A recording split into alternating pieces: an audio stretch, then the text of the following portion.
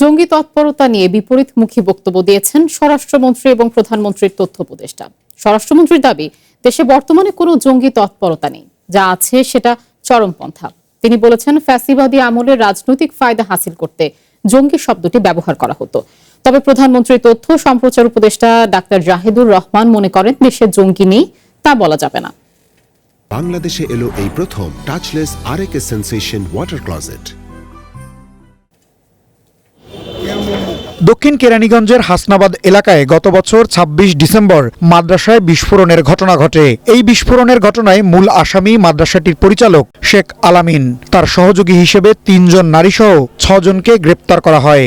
আলামিনের জঙ্গি তৎপরতার সাথে জড়িত থাকার অভিযোগ আছে এর আগেও।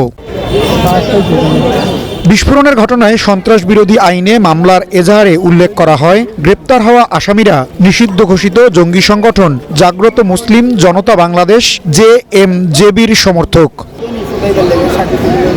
গত শুক্রবার পুলিশ সদর দপ্তর থেকে জঙ্গি তৎপরতার শঙ্কার কথা জানিয়ে বিভিন্ন ইউনিটকে সতর্ক করে চিঠি পাঠানো হয়। তবে স্বরাষ্ট্রমন্ত্রী এই চিঠির বিষয়ে কিছুই জানেন না বলে জানান।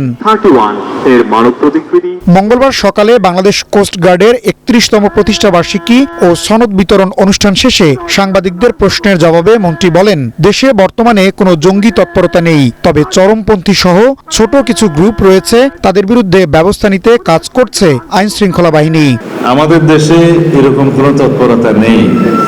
কিছু এক্সট্রিমিস্ট গ্রুপ থাকে, পৃথিবীর সব দেশে এরকম অ্যাক্টিভ থাকে, রেডিক্যাল কিছু ফোর্স থাকে, ফান্ডামেন্টাল কিছু পলিটিক্যাল পার্টি থাকে, এগুলো আমরা ইউজ টু, এগুলো থাকে। কিন্তু সেই বিষয়ে আপনি যে শব্দ উচ্চারণ করলেন, আমাদের দেশের বর্তমান কালচারে সেটা এখন আর নাই।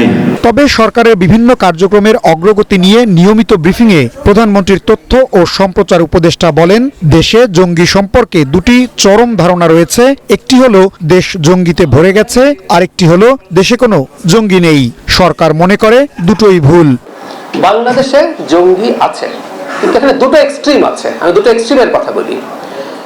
আগের সরকারের সময়, মানে আমি ইন্টারিম কথা বলছি না, তার আগের সরকারের সময় জঙ্গি সমস্যাকে যেই স্কেলে দেখানো হয়েছে, এটা তাদের ক্ষমতায় থাকার একটা ন্যারেটিভ হিসেবে তারা ব্যবহার করেছে। পরবর্তীতে যে সরকারের সময়, ইন্টারিমের সময় এই আলাপ কেউ কেউ করার চেষ্টা করেছে যে বাংলাদেশে কোনো জঙ্গি নেই, এটাও ভুল কথা।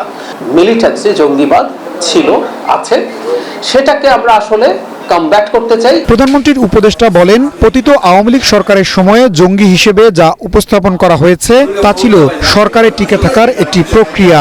এই যে আমরা আপনাকে ভয় পাচ্ছি, it's a positive sign. Ishtiaq Emon, One News, Dhaka.